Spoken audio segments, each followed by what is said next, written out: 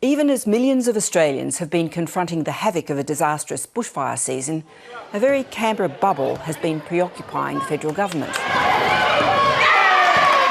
There's nothing better, frankly, than seeing kids get together and playing sport. Thanks, PM, and what a fantastic announcement. Scott Morrison and then Sports Minister Bridget McKenzie seemed a united team when they topped up the funding for the now infamous Sports Infrastructure Grant just 2 months before last year's election. 1, 2, 3, diamonds! But the scheme has become a big political problem for the Prime Minister, as more details have come to light about how the grants were distributed, with a strong bias to marginal seats. McKenzie's office blatantly overruled the recommendations of public servants and made up its own separate list of grants.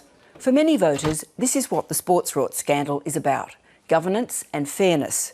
But that's not the framework the government is applying. Instead, McKenzie's future and the fallout from the scandal now revolve around trying to quarantine the damage and, more significantly, the delicate balance of power and egos within the Nationals party room and between the Nationals and the Liberals.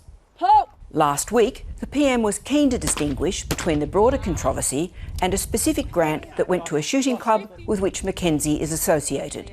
A very different set of matters, very different set of matters, which were reported on yesterday, which was new information. Then it was important that they were similarly referred, and so I'll await that advice. So when the senior public servant in charge of the PM's department comes back with that advice, the minister could be sacked or resign. But the problem remains that McKenzie has, until now, shown an unwillingness to budge from her job. And it's important to understand from her colleagues' perspective, her sin was not that she was pork barrelling, but that she was caught. How good is Bridget McKenzie, ladies and gentlemen? Members of the junior coalition partner hate it when the Liberals seem to be telling them what to do. This is where one of the Prime Minister's other stubborn calls in 2019 gets him into trouble. Why would Scott Morrison take action against McKenzie when he has gone to such lengths to protect Angus Taylor? McKenzie isn't just a minister, she's the Deputy Nationals leader, a job she could hardly keep without a ministry, meaning her departure could blow up the Nats leadership, including that of Michael McCormack himself. Bridget McKenzie has followed the process as she was required to do. The clock is ticking. The Prime Minister is due to address the Press Club on Wednesday, and he'd rather have this settled before the journos get up to ask questions. Backgrounding against McKenzie is ramping up, as questions about the involvement of the PM's own office have grown louder. Everyone in the government knows if McKenzie doesn't want to go quietly, she can spread the damage much further.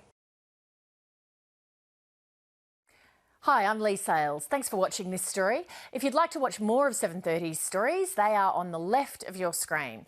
And tap on the button below to subscribe and get the latest from ABC News.